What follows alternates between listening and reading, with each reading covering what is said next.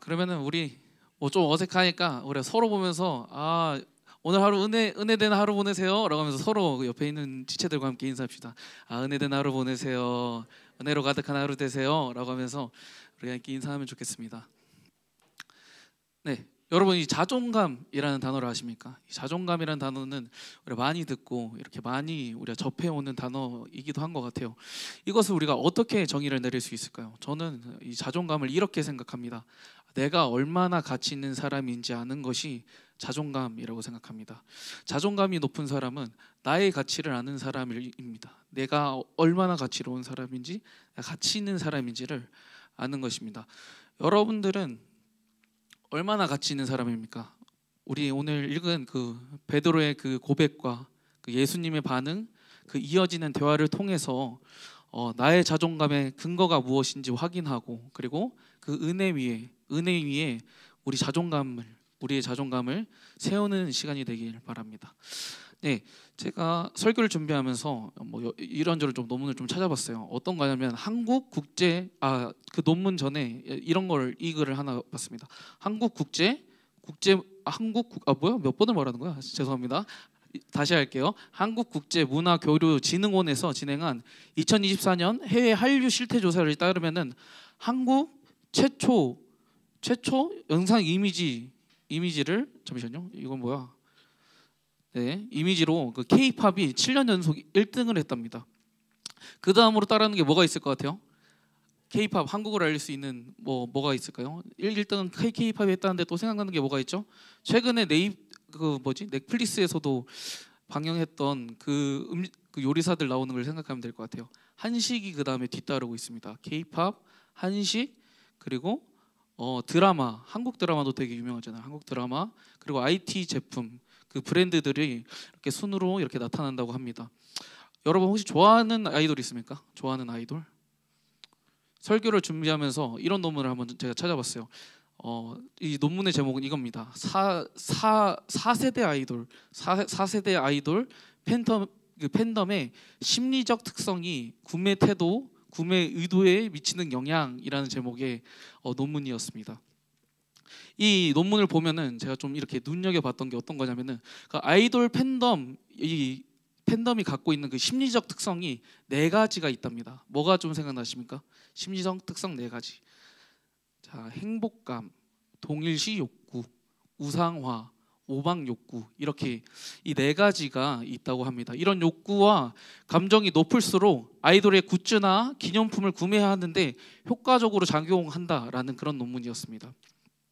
이 논문의 내용이보다 제 눈에 가장 들어왔던 건 이 심리적 특성, 그 중에서도 이 동일시 욕구가 제 눈에 가장 들어왔던 것 같습니다.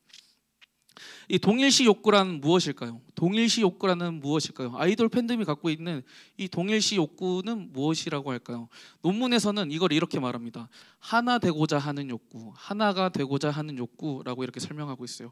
그러면 하나가 되고자 하는 이 욕구는 무엇일까? 이 질문에 대해서 한번 생각해 볼 만한 것 같습니다. 요즘 전도사님 주변에서 한둘씩 이렇게 결혼하고 있습니다. 또 우리 대표적으로 누가 있죠? 성찬 전도사님 이제 결혼을 앞두고 계시죠.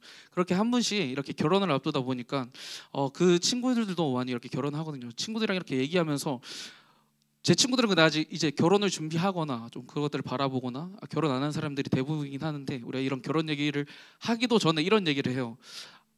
아들 낳고 싶냐, 딸 낳고 싶냐? 너는 아들 낳고 싶어? 딸 낳고 싶어? 이렇게 많이 서로 논쟁을 하면서 이야기를 하고 합니다. 대부분은 어떤 걸 선택할 것 같습니까? 딸을 선택합니다. 저 역시도 딸을 선택해요. 왜냐하면 제가 아들이기 때문입니다. 제가 아들을 너무 잘 알기 때문에 나 같은 아들보다 이쁜 딸이 있는 게 더 행복하지 않을까? 라는 생각에 저는 이렇게 딸을 원한다라고 하면서 친구들한테 이렇게 공감을 이렇게 얻고 합니다. 유교 문화 속에 있는 한국 이 정서에 이런 게 있답니다. 어떤 거냐면요, 아들과 딸을 대하는 그 부모들이 각각 이 아들과 딸을 대하는 이 태도가 다른답니다. 어떤 거냐면 딸에게 원하는 게 어떤 거냐면요, 부모님이 딸에게 원하는 거는 다른 것이 아니라 다른 데는 안 가고 집에서 내 이야기를 들어주고 내 옆에 있는 것을 원한답니다. 그러면 아들에게 원하는 건 무엇일까요? 부모들이 아들에게 원하는 거는 어떤 거냐면은 밖에 나가서 성공하는 걸 원한답니다. 부모들은 아들이 밖에 나가서 성공하는 걸 더 원한다는 그런 한국의 정서가 있답니다. 이 부모의 마음의 중심에 무엇이 있을까요? 이거일 것 같습니다. 아들의 성공이 나의 성공이야. 아들이 성공해야 내가 성공하는 거야. 아들의 성공을 자신의 가치 기준으로 여기며 그렇게 살아가는 부모의 모습들을 볼 수 있는 것 같습니다. 다시 돌아보겠습니다. 그 하나 되고자 하는 욕구가 무엇이겠습니까? 하나 되고자 하는 욕구는 무엇입니까? 아이돌의 성공을, 또 아들의 성공을 나의 성공으로 여기는 것입니다. 하나 되고자 하는 욕구는 그 아이돌의 성공을, 그리고 아들의 성공을 나의 성공으로 여기는 것을 말합니다. 내가 열심히 업어 키워서 이렇게 성공한 거야. 내가 이렇게 굿즈 하나 더 사서 이 아이돌은 성공한 거야. 라는 이런 생각을 갖는 겁니다. 오늘 본문에도 이와 같이 이 동일시 욕구를 가지고 있는 그렇게 예수님을 바라보고 있는 베드로를 우리가 볼 수 있습니다. 오늘 본문을 우리 함께 보겠습니다. 27절에 예수님과 제자들이 어디에 있는지에 대해서 언급해주고 있는데, 그것은 빌립보 가이사랴의 그 여러 마을에서 나가시던 길이라고 이렇게 나와 있습니다. 예수님과 제자들이 지나던 그 빌립보 가이사랴는 어떤 지역이었냐면은, 당시 이스라엘은 그 대제국 로마의 통치를 받고 있었습니다. 로마의 식민지로 로마의 통치를 받고 있었는데, 이곳에 그 로마의 황제에게 그 통치할 권한을 받은 그 헤롯 왕이라는 사람이 있었어요. 헤롯 왕. 로마의 일단은 제일 센 사람은 로마의 황제, 그 왕이 위임한 사람이 헤롯 왕이라고 또 있었습니다. 그 헤롯 왕 이후에 그 헤롯 대왕의 아들이 헤롯 빌립이라는 사람인데요. 헤롯 빌립이 이 왕이 통치하면서 이 땅을 수도로 옮기고 황제 이름을 따라 이 지역을 이렇게 짓습니다. 가이사랴라는 로마 황제의 이름과 자신의 이름 빌립보라는 이름을 가지고 와서 빌립보 가이사랴라는 지역을 그렇게 정하게 됩니다. 그렇습니다. 빌립보 가이사랴의 사진을 제가 좀 따왔습니다. 빌립보 가이사랴, 이 통치자의 이름을 딴 지역인 만큼 화려한 도시였습니다. 어떻게 화려했을까요? 로마 황제를 찬양하는 그 하얀 그 웅장한 성전들이 가득했고 구약 시대 때 그 지었던 바알의 신전도 이 지역에 있었습니다. 그리고 그리스의 신 판이라는 그 반은 염소고 반은 인간의 모습을 가진 그 판의 신전도 이 거리를 가득 채웠습니다. 당시 이 황제를 숭배한다는 것은 너무 자연스러운 일이고 어떻게 보면은 당연한 일이었습니다. 황제를 신의 아들로 여겼기 때문입니다. 화려한 신전과 여러 신들의 여러 신들의 이 동상들을 보며 이런 것에 눈을 빼앗겨 다른 것을 생각할 겨를이 없었을 것입니다. 제자들은 이런 화려한 이 성전들로 인해 이것들에만 집중할 수 있었고, 다른 것을 아무것도 생각할 수 없는 그때에 예수님께서 그곳에서 제자들에게 물으십니다. 사람들이 나를 누구라 하느냐? 사람들이 나를 누구라고 하니? 라고 말합니다. 저희 같이 잠시만요. 27절, 28절 제가 읽어드릴게요. 예수와 제자들이 빌립보 가이사랴 여러 마을을 나가실새 길에서 제자들에게 물어 이르되 사람들이 나를 누구라 하느냐? 제자들이 여자와 이르되 세례 요한이라 하고 더러는 엘리야 더러는 선지자 중에 하나라 하나이다. 그렇습니다. 사람들은 예수님에 대해 세례 요한, 엘리야, 선지자 중 하나라고 부른다고 합니다. 이 질문은 시작에 불과합니다. 예수님이 진짜 제자들에게 묻고 싶은 거는 다른 사람들의 그런 시선들이 아니라 제자들이 생각하는 그 예수님에 대해 예수님은 궁금하셨습니다. 그렇기 때문에 곧이어 예수님은 바로 이렇게 물으십니다. 너희들은 나를 누구라 하니? 제자들아 너희들은 나를 누구라고 하니? 라고 이렇게 물으십니다. 근데 되게 놀라운 고백을 한 사람이 합니다. 누구죠? 베드로입니다.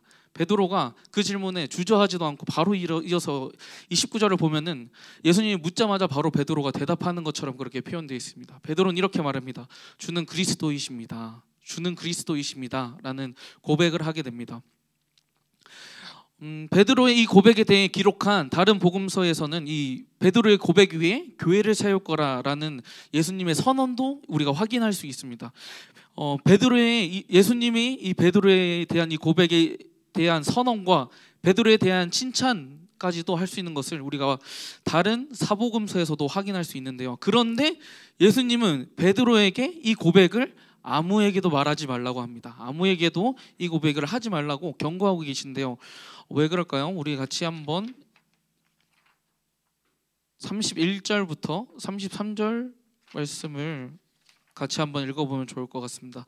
제가 읽고 여러분이 읽고 교독하며 읽을게요. 인자가 많은 고난을 받고 장로들과 대제사장들과 서기관들에게 버림받아 죽임당하고 사흘 만에 살아나야 할 것을 비로소 그들에게 가르치시되 드러나놓고 이 말씀을 하시니 베드로가 예수를 꾸짖고 항변하며 예수께서 돌이키사 제자들에게 보시며 베드로를 꾸짖어 이르시되 사단아 내 뒤로 물러가라 내가 하나님의 일을 생각하지 아니하고 도리어 사람의 일을 생각한도다 하시고 그렇습니다. 예수님께서 처음부터 자신의 죽음과 부활에 대해 예언하십니다. 제자들은 처음 듣는 것이라고 당황했을 겁니다. 예수님께서 이 땅에 오신 진짜 목적에 대해서 이제 제자들에게 처음 언급하고 계신 장면입니다. 예수님이 이렇게 말하는 거예요. 얘들아, 나는 종교 지도자들에게 의해 죽임을 당할 거고 내가 3일 만에 부활할 거야 라고 이렇게 예수님이 대뜸 갑자기 제자들한테 그렇게 말하고 계신 거예요. 우리 한번 생각해 볼까요?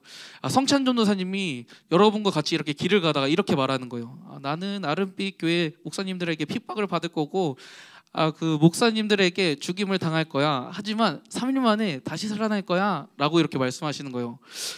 믿을 수 있습니까 여러분? 성찬 전도사님이 갑자기 그러면 어떤 생각이 들 것 같아요? 아마 저는 성찬 전도사님이 걱정될 겁니다.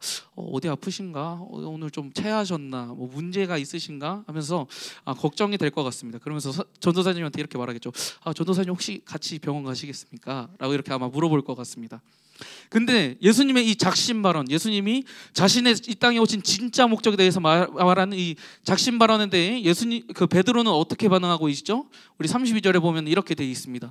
항변하매 예수를 붙들고 항변하매라고 합니다. 여기서 항변하다라는 말은 꾸짖다라는 말인데요. 베드로는 이렇게 말하고 있는 거예요. 예수님 어떻게 그런 말씀을 하십니까? 예수님 어떻게 그런 말씀을 하십니까? 하며 예수님을 걱정하긴커녕 예수님을 꾸짖고 있는 우리가 베드로를 볼 수 있습니다. 베드로는 왜 예수님을 꾸짖고 있었을까요? 앞에서 예수님께서는 베드로의 고백에 대해 아무에게도 말하지 말라고 했었죠. 베드로의 고백은 주는 그리스도시요 살아계신 하나님의 아들이십니다 라는 다른 그런 고백이 있지만 우리가 여기서 본 거는 주는 그리스도이십니다 라는 고백입니다. 근데 베드로가 말한 그 그리스도의 의미는 무엇이었을까요?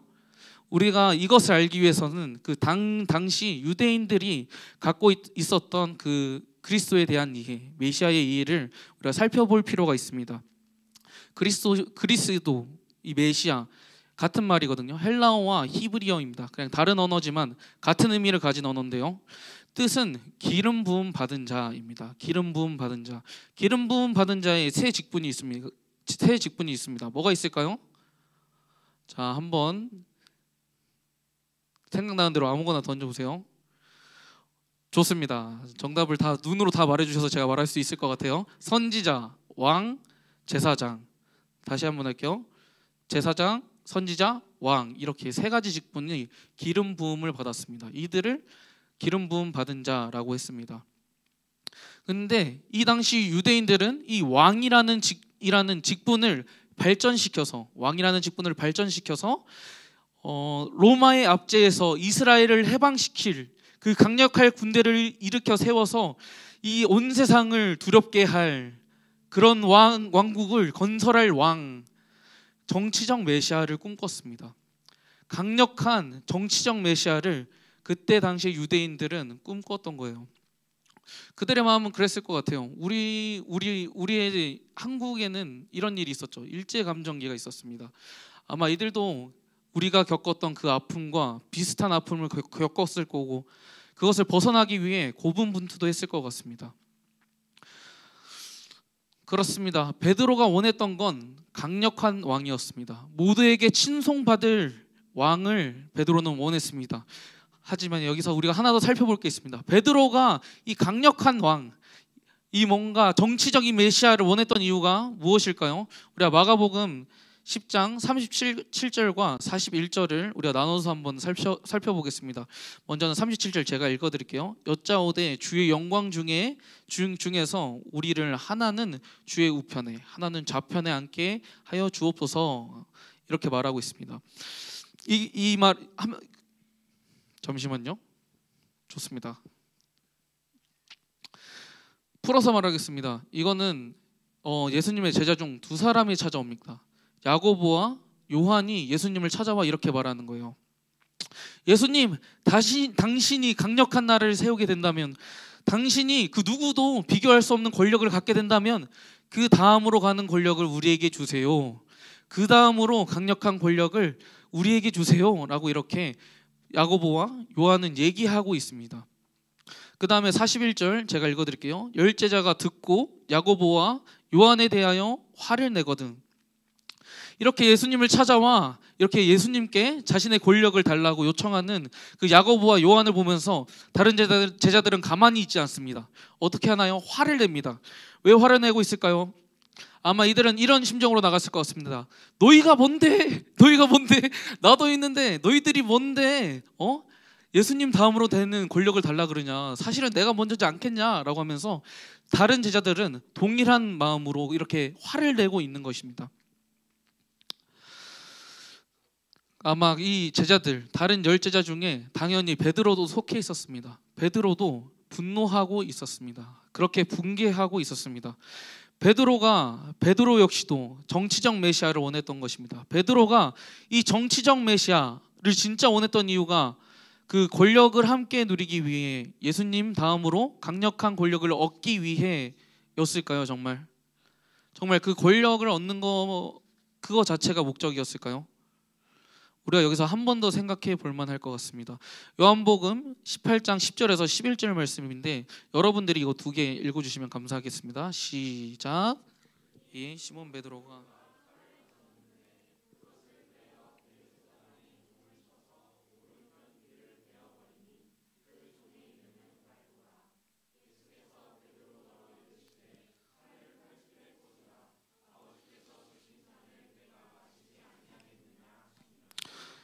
네, 지금은 이곳의 장소는 겟세마네 동산입니다. 겟세마네 동산에서 예수님께서 로마 군사들에게 잡혀가기 직전에 베드로는 자신이 메고 있던 칼로 그 예수님을 잡으러 왔던 사람 중 대제사장의 종인 말고의 길을 베어버립니다. 그렇게 예수님을 지키려 하고 있는 베드로를 우리는 볼 수 있습니다. 우리가 베드로에 대해 생각해 볼 지점이 여기 있습니다. 베드로가 예수님을 따랐던 이유가 권력과 명예를 얻는 것이었더라면은, 한 자리 차지하는 것이 정말 예수님을 따랐던 이유였다면은, 이 마지막 이 겟세마네 동산에서 예수님을 잡으러 온 그 로마군과 그 대제사장들 종으로부터 예수님을 지키려 했을까요? 오히려 가룟 유다와 같이 예수님을 팔아넘기는 일에 일조하지 않았을까요? 베드로는 그 권력을 얻는 거, 단순히 뭔가 그런 권력을 자기가 누리는 것에 초점이 있지 않았던 것 같습니다. 그것이 목적이 아니었던 것 같습니다. 그렇다면 베드로가 원했던 것은 무엇일까요? 베드로가 진정 원했던 거는 예수님의 성공이었습니다. 베드로가 원했던 건 예수님이 성공하시는 거였어요. 예수님을 자기와 동일시 여겼던 거예요. 예수님의 성공이 나의 성공이라고 여겼고, 예수님의 그 놀라운 그 능력들이 나의 능력으로 여겼고, 예수님이 내가 이루지 못할 것을 이룰 수 있는 존재라고 하면서 예수님을 그렇게 베드로는 바라보았던 것입니다. 자신의 욕망을 실현시켜줄 존재로 예수님을 바라봤던 겁니다. 자기의 욕구를 예수님께 투영시키고 있는 겁니다. 베드로는 예수님과 자기를 동일시 여기고 있는 겁니다. 베드로는 예수님을 왜곡된 시선으로 바라보고 있습니다. 자신의 욕망을 대신 실현시켜줄 존재로 여겼고, 예수님께서 이루실 세상의 이 성공, 즉 이스라엘을 해방시킬 그 강력한 정치적 메시아가 되는 것을 자신의 성공으로 베드로는 여겼습니다. 예수님이 진짜 이루고자 하는 목적을 베드로는 알지 못했기 때문에, 예수님이 진짜 오신 이유를 알지 못했기 때문에 베드로는 그렇게 예수님이 그렇게 세상적 성공을 하기를 베드로는 원했던 것입니다. 세상이 말하는 그 성공의 길 위에 있다는 착각에 베드로는 있었던 것 같습니다. 예수님은 결국에 놀라운 그 강력한 메시아가 되실 거라는 착각에 빠져서 베드로는 자신은 성공의 길 위에 있는 사람이라고 생각했습니다. 그 생각의 끝은 어떻게 다다랐을까요? 그렇기 때문에 베드로는 그것을 근거에 두어서 이렇게 생각합니다. 나는 가치 있는 사람이야. 나는 가치 있는 사람이야 라고 베드로는 생각했습니다. 그런데 그런 베드로를 앞에 두고 예수님께서 당대 가장 인정받던 종교 지도자들에 의해 죽을 것이라고 말씀하십니다. 31절에 우리가 읽어봤는데 제가 또 한 번 더 읽어드리겠습니다. 인자가 많은 고난을 받고 장로들과 대제사장들과 서기관들에게 버림받아 죽임을 당하고 사흘 만에 살아나야 할 것을 비로소 그들에게 가르치시되 강력한 지배의 자리, 영광의 자리가 아닌 비난과 핍박의 자리, 더 나아가 죽음이라는 가장 실패의 자리, 가장 절망의 자리로 가시겠답니다. 예수님께서 죽음의 자리로, 실패의 자리로 가시겠답니다.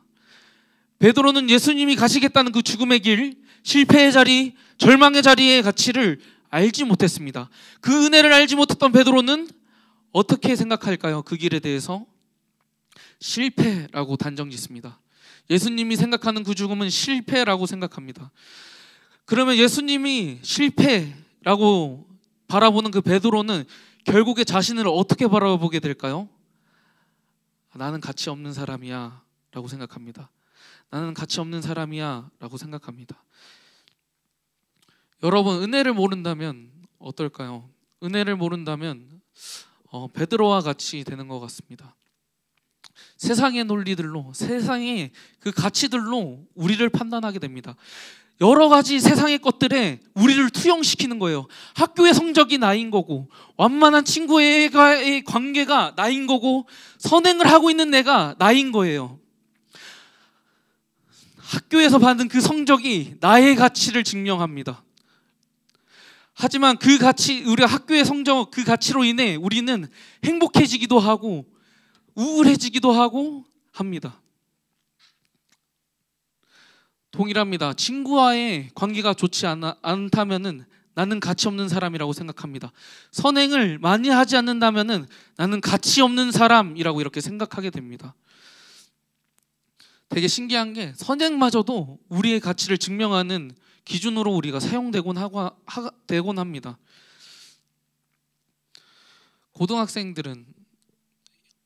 고등학생들의 가장 큰 가치의 기준은 이건 것 같아요. 대학교 간판인 것 같습니다. 어느 대학교를 나왔는지, 어떻게 해서 그곳에 진학하게 됐는지, 그것들이 우리의 가치 판단의 근거들이 됩니다. 더 있습니다. 우리의 외모도 가치 판단의 기준이 됩니다. 앞에서 말한 그 많은 그 세상의 기준들은 결국 우리를 비참할 수밖에 할 수 없다는 것을 우리는 확인할 수 있습니다.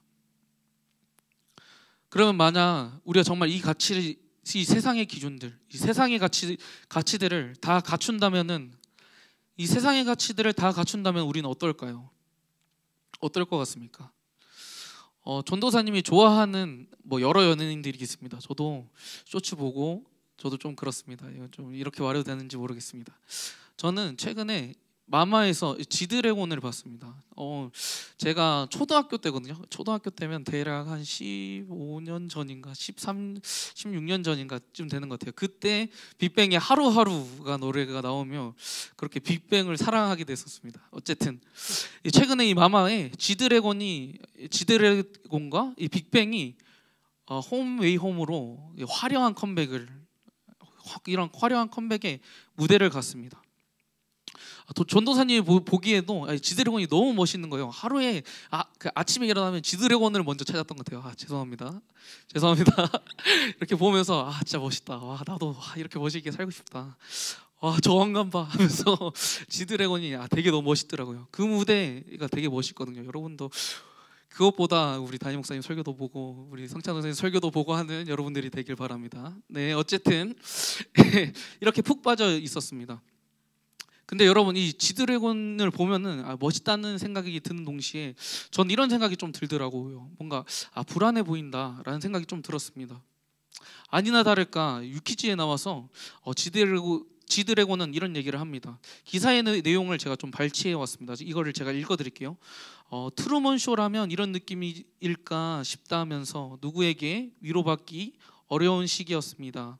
너무 잘 되고 있었으니까 위로해 달라고 말하기도 어려웠습니다. 배부른 소리라는 걸로밖에 안 보였을 것이라고 털어놨습니다. 그는 좋지 않은 기분이 드는데 표현할 수 없는 상황이다 보니까 겉으로 보기에 아무 이상 없지만 속이 너무 골마 알아가고 있었습니다. 라고 말합니다.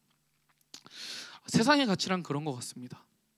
우리를 비참하게 만듭니다. 그 기준에 합당하지 못한다고 우리를 비참하게 합니다. 그 가치들을 누리잖아요. 누리면 어떻게 됩니까? 불안하게 합니다. 그 가치들을 지켜야 된다는 생각에 그 가치들을 유지해야 된다는 생각에 우리를 불안하게 합니다.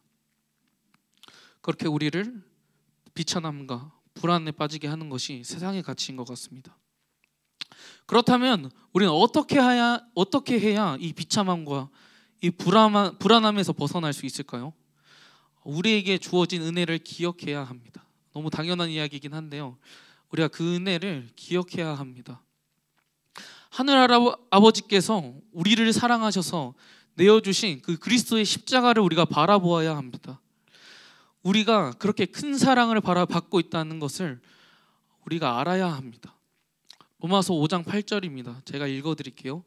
우리가 아직 죄인 되었을 때 그리스도께서 우리를 위하여 죽으심으로 하나님께서 우리에 대한 자기의 사랑을 확증하셨느니라. 하나 더 읽어드릴게요.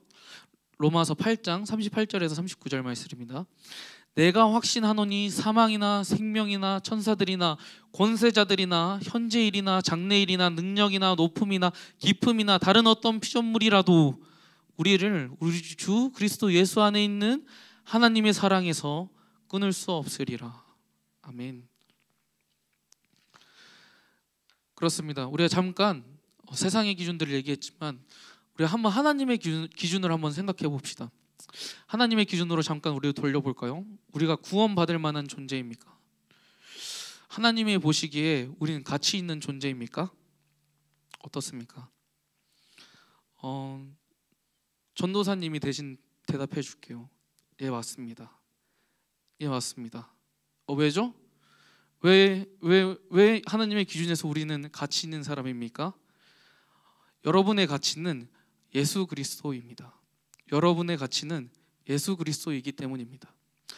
우리가 이미 죄인 되었을 때 하나님의 사랑이 이미 여러분들을 향하고 있었습니다.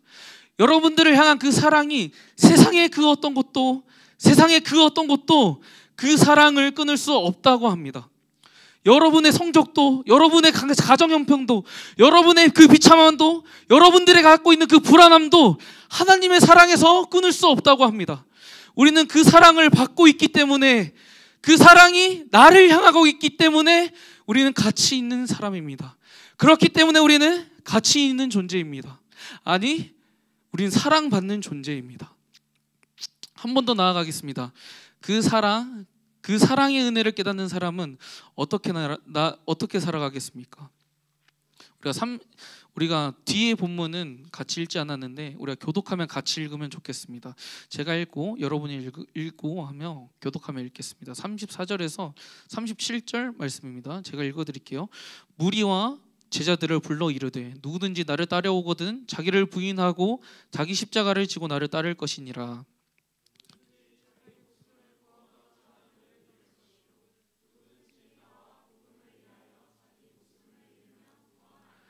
사람이 만일 온 천하를 얻고도 자기의 목숨을 잃으면 무엇이 유익하리요? 38절까지 제가 그냥 읽어드릴게요. 누구든지 이 음란하고 죄 많은 세대에게 나와 내 말을 부끄러워하면 인자와 아버지의 영광으로 거룩한 천사들과 함께 올 때 그 사람을 부끄러워하리라. 아멘.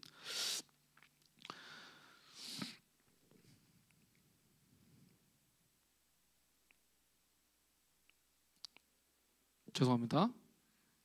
편집 라인 다시 가겠습니다. 그렇습니다. 시작. 그렇습니다. 은혜는 우리가 은혜를 깨닫는 사람은 어떻게 살아가게 되나요? 은혜는 이 세상의 가치를 쫓지 않게 하며 비참함과 불안함에 있는 나를 이기게 합니다. 다시 말씀드릴게요. 은혜는 세상의 가치를 쫓지 않고 비참함과 불안함에 있는 나를 이기게 합니다. 우리가 그렇게 승리함으로 나아갈 때 가는 길은 어떻습니까? 그 길은 그리스도께서 가신 길을 쫓아가는 것입니다. 그 길은 그리스도의 길을 쫓아가는 것입니다. 세상의 가치를 쫓아 살기보다 은혜를 쫓아 죽는 것을 택하게 됩니다. 다시 읽어드릴게요. 세상의 가치를 쫓아 살기보다는 은혜를 쫓아 죽는 것을 택하게 됩니다. 왜죠? 우리의 삶이 보이는 것이 전부가 아니기 때문입니다. 이후에 심판이 있고 우리가 이 땅에 사는 동안 하나님을 부끄러워하며 산다면 하나님께서 그 심판대에서 그 앞에서 우리를 부끄럽게 여길 거라고 오늘 말씀은 이렇게 마무리되고 있습니다. 여러분, 결론을 얘기하겠습니다. 오늘 우리가 베드로를 통해 자존감, 어떻게 우리의 가치의 근거가 어디에 있는지를 우리가 확인할 수 있었던 것 같습니다. 베드로는 예수님의 그 세속적 성공으로 자신의 가치를 증명하고자 했습니다. 베드로가 증명하려 이 세상의 그 가치의 판단의 기준으로는 우리는 비참해질 수밖에 없고 불안해질 수밖에 없었습니다. 우리의 그 비참함과 불안함을 이기게 하는 것은 오직 예수 그리스도의 그 어떤 것도 끊을 수 없는 사랑입니다. 우리는 그렇게 사랑받는 존재들입니다. 우리는 그 사랑을 받고 그 은혜를 우리가 받았기 때문에 세상의 가치를 따라 사는 것이 아니라 그리스도의 가치를 쫓아 우리가 살아갈 수 있습니다. 여기 원고에 쓰지 않았는데 얘기를 할까 말까 너무 내 얘기 없는 것도 너무 정화 없겠지라는 생각을 하다가 좀 얘기를 하고자 합니다. 저는 중학교 때 축구를 했었습니다. 축구를 했는데 중학교 1학년 때 축구를 이렇게 시작했어요. 중학교 1학년 때 시작했다는 말은 좀 늦게 시작한 편이었어요. 다른 친구들에 비해 늦게 시작한 편이다 보니까 실력도 많이 뒤떨어지고 좀 부족한 것도 되게 많았어요. 하지만 진짜 다른 애들보다 제가 좀 빨라서 지금은 좀 뚱뚱한데 그때는 완전 날씬했거든요. 차이가 한 20kg 정도 차이가 날 거예요. 지금이랑 비교하면 진짜 말랐었거든요. 제가 또 자랑을 하나 더 하자면은 제가 그때 초등학교 6학년 때인가 100m 기록을 했는데 그때 12초 초반이 나왔었습니다. 그만큼 제가 진짜 빨랐어요. 그러다 보니까 이 빠른 속도와 뛰어난 운동신경 능력으로 이렇게 제가 축구를 이렇게 시작하게 됐던 건데 처음에는 축구가 진짜 재미없었어요. 당연하죠. 뭐 제가 축구에 대해 아는 게 하나도 없으니까요. 패스 받는 것부터 슈팅하는 것까지 저는 그렇게 막 디테일하지 것을 알지 못했어요. 하지만 제가 하나씩 훈련을 그래도 이렇게 하나씩 해가면서 축구화가 진짜 좋았습니다. 축구하면서 살고 싶다라는 생각을 좀 하게 됐던 것 같아요. 전도사님 가정 형편도 그렇게 좋지 않았어요. 그래서 부모님이 농담 반 장난 반으로 이런 얘기도 이렇게 툭툭 하시는데 아마 그때 어린 마음에 좀 나름의 좀 무게가 됐던 것 같아요. 나중에 주한이가 축구로 성공하면은 우리 맛있게 먹고 잘 살면 되겠다 이렇게 얘기하시는데 그때 좀 웃어 넘겼지만 알게 모르게 좀 저에게 좀 무거운 짐이 되기도 했던 것 같긴 합니다. 어쨌든 그렇게 제가 축구를 이렇게 배워가면서 축구가 좋아졌습니다. 중3 때였습니다. 결국에 근데 저는 축구를 그만두게 됩니다. 제 부족한 실력도 있었고 아까 말했듯이 그 가정 형편이 그렇게 좋지 않아서 축구를 하는데 비용이 많이 들다 보니 사실은 제가 그렇게 열심히 안 했어요. 어쨌든 그렇게 해서 제가 좋아하는 축구를 그만두게 됐어요. 그때 좀 전 어떤 생각을 했냐면 그 두는 순간 3일 제가 밤낮으로 계속 울었던 것 같아요. 나 뭐 먹고 사냐, 나 어떡하냐 하면서 하나님 어떻게 나한테 이러십니까? 하나님 내가 축구 안 하면 내가 뭐 어떻게 살아야 돼요? 하나님 하면서 엄청 원망하면서 살았던 것 같아요. 그렇게 막 하나님 원망하고 부모님도 엄청 원망했어요. 그렇게 막 원망하고 하는데 근데 그 원망의 화살이 결국 어디로 가는지 아십니까? 저한테 다시 돌아왔습니다. 부족한 형편을 가진 제가 미웠습니다. 부족한 실력을 가진 제가 미웠습니다.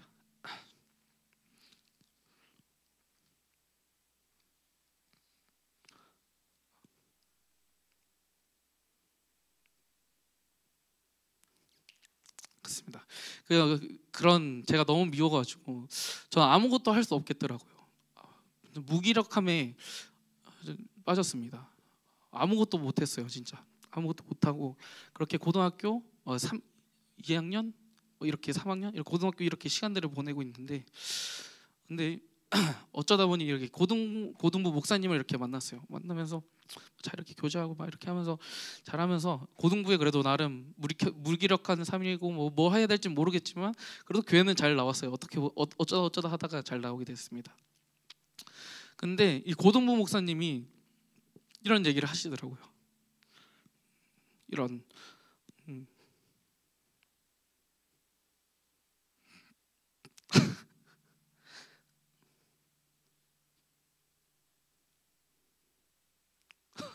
죄송합니다. 이런 말씀하시더라고요. 저 무기력함에 빠져 있는 저와 여러 그 모의고사와 수능과 이런 대학 진로로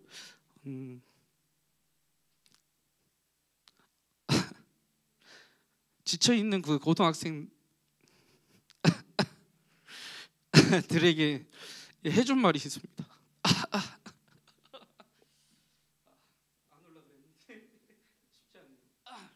해준 말이 있습니다. 어떤 거냐면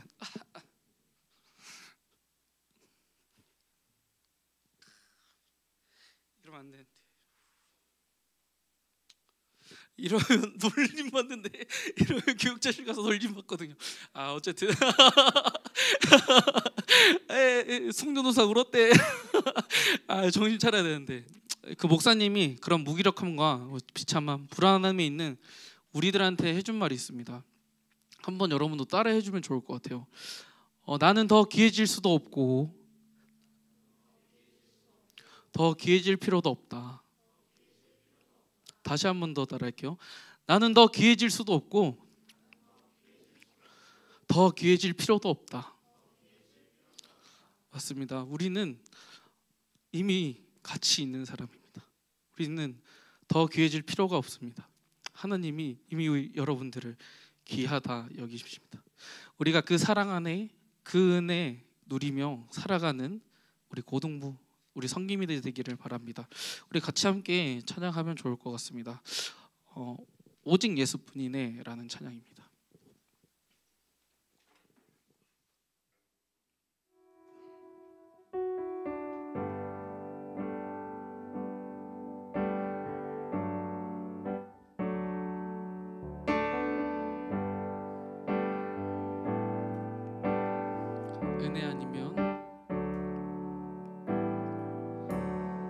은혜 아니면 살아갈 수가 없네. 호흡마저도 다 주의 것이니 세상 평안과 위로 내게 없어도 예수, 오직 예수뿐. 다시 한 번 더 고백할게요. 은혜 아니면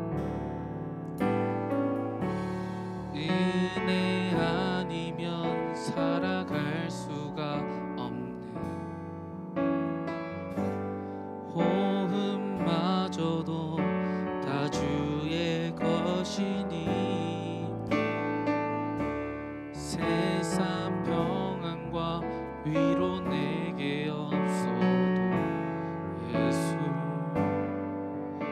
오직 예수뿐이네. 그 신계획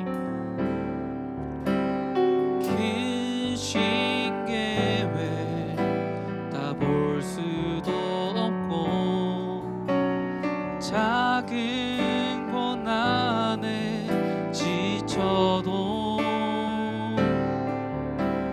주께 묻기 나의 모든 삶 버티고 크신 계획 다 볼 수도 없고 크신 계획 다 볼 수도 없고 작은 고난에 지쳐도 주께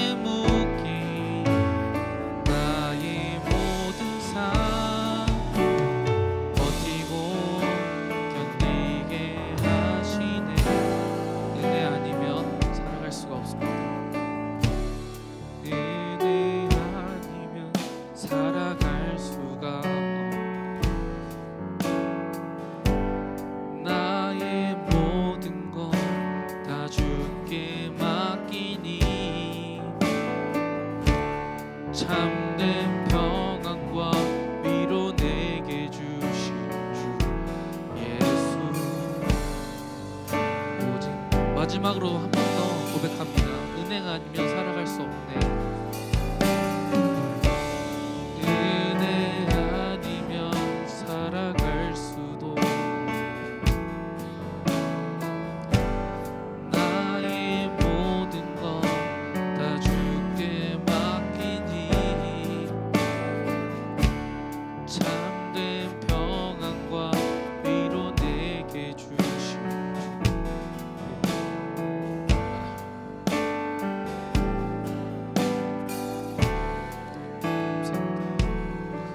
우리 하나 두고 함께 기도합시다. 하나님,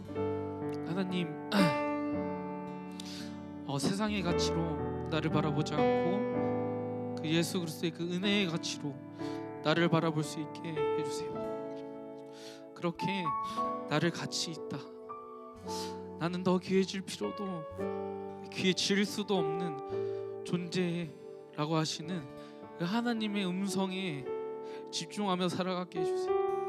하나님, 세상에 여러 가치들이 우리의 시선들을 빼앗습니다. 그것들이 전부이냐 그렇게 말합니다. 하나님, 그것들에 나의 마음이 뺏기지 않게 하여 주옵시고 나를 사랑한다 하시는, 이미 죄인 되었을 때 나를 사랑한다 하시는 그 끊을 수 없는 그 사랑 안에, 그 사랑을 누리며 살아갈 수 있는 내가 되게 해달라고, 나를 그 비참함과 불안에서 나를 자유하게 해달라고 그 하나님께 은혜를 구하며 우리 함께 주께 나아갑시다. 기도합니다. 하나님 감사합니다. 주님 아버지 감사합니다. 하나님, 우리가 이미 죄인 되었을 때, 우리가 아버지 그 사랑을 받았음을 우리가 보았습니다. 하나님, 세상의 가치들로 나를 판단해왔습니다. 그것들이 나인 양 여겨왔습니다. 그것이 전부인 양 여겨왔습니다. 그 끝은 아버지, 우리가 맞이할 수 있는, 마주했던 것 비참함과 불안함밖에 없음을 우리가 보게 됩니다. 하나님, 그렇게 우리가 연약합니다. 눈에 보이는 것을 전부로 아버지 여기며 살아갑니다. 하나님, 우리를 불쌍히 여겨주시옵소서. 우리의 시선을 돌려 우리를 바라보시는 그 그리스도의 그 시선을 바라보게 하여 주시옵소서. 그 십자가의 은혜를 우리가 바라보게 하여 주시옵소서. 그 은혜를 바라보며 그 사랑을 누리며 살아갈 수 있는 우리가 되게 하여 주시옵소서. 그 사랑 안에 그 은혜를 누리며 살아가는 우리가 되게 하여 주시옵소서. 아버지,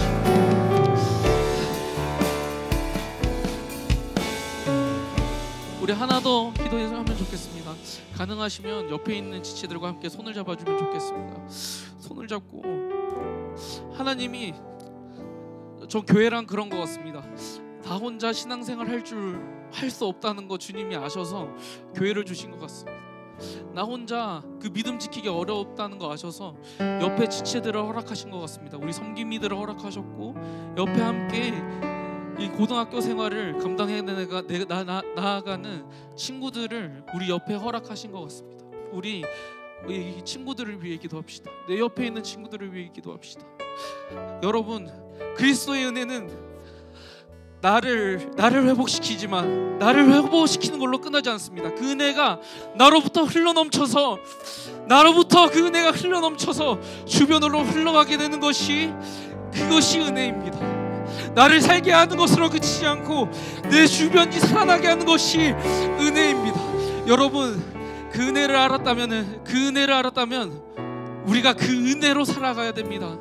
그 은혜를 나누며 살아가야 됩니다. 우리 옆에 있는 지체를 위해 기도합시다. 이 옆에 있는 우리 지체가 그 비참함과 불안함 속에 살지 않게 해주세요. 옆에 있는 내 손잡고 있는 이 지체가, 내 옆에 있는 이 친구가 하나님의 은혜를 누리며 살아갈 수 있도록 주님 보호하여 주시옵시고 함께 해달라고, 우리 옆에 있는 친구들을 위해, 우리 함께하는 섬김이들을 위해, 더 나아가서 우리 공동체를 섬기고 계신 우리 전도사님들을 위해 우리 함께 기도해주면 좋겠습니다. 우리 함께 기도합니다. 주님 아버지 감사합니다.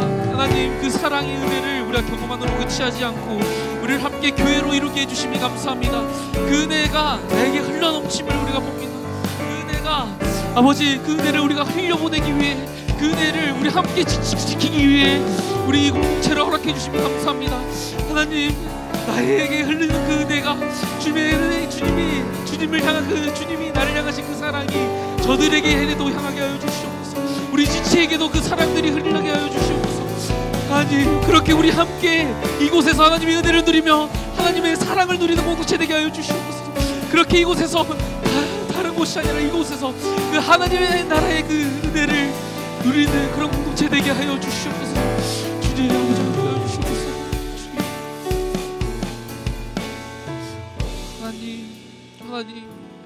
주님, 하나님, 우리는 비참함과 불안함에 벗어날 수 없는 존재입니다. 하나님, 우리는 은혜가 없으면 그 비참함과 불안함에서 우리는 나올 수 없는 존재입니다. 주님, 그런 우리를 불쌍히 여겨주시옵소서. 하나님, 우리 스스로 그 비참함과 불안의 자리로 나갑니다. 하나님, 그런 미련한 우리를 주님 불쌍히 여겨주시옵소서. 주님, 우리가 은혜를 알지 못합니다. 우리를 불쌍히 여겨주시옵소서. 우리가 그 하늘의 가치를 알지 못합니다. 주님, 우리 불쌍히 여겨주시옵소서. 하나님, 세상은 그렇게 우리를 비참하게 하는데, 우리를 불안하게 하는데, 주님, 우리는 그 주님의 은혜가 우리를 그곳에서 자유케 함을 느끼게 합니다. 그것에서 우리를 자유케 하십니다. 주님, 우리가 그 사랑 안에 거하게 하여 주시옵소서. 그 은혜를 우리가 누리게 하여 주시옵소서. 하나님, 비참함과 불안함에 빠져있는 나를 이기게 하시는 그 은혜 안에, 그 사랑 안에 살아가게 하여 주시옵소서. 그 사랑을 누리며 살아가게 하여 주시옵시고, 우리가 그치지 않고 그 사랑을 누리고 있으면 우리가 거기서 그치지 않고 나아가 우리 옆에 있는 지체들에게, 나아가 가정에게, 나아가 이 사회에 그 사랑을 전하며 그 사랑이 나에게 흘러넘쳐 그 곳곳에 나에게 허락하신 그 자리에서 그 은혜를 나누며 살아갈 수 있는 우리가 되게 하여 주시옵소서. 주님, 그렇게 우리를 만들어 가실, 우리를 그렇게 그 은혜로 살아가게 하실 그 주님 우리가 바라봅니다. 그 주님을 의지합니다. 하나님, 감사합니다. 사랑이 많으신 예수 그리스도의 이름으로 기도했습니다.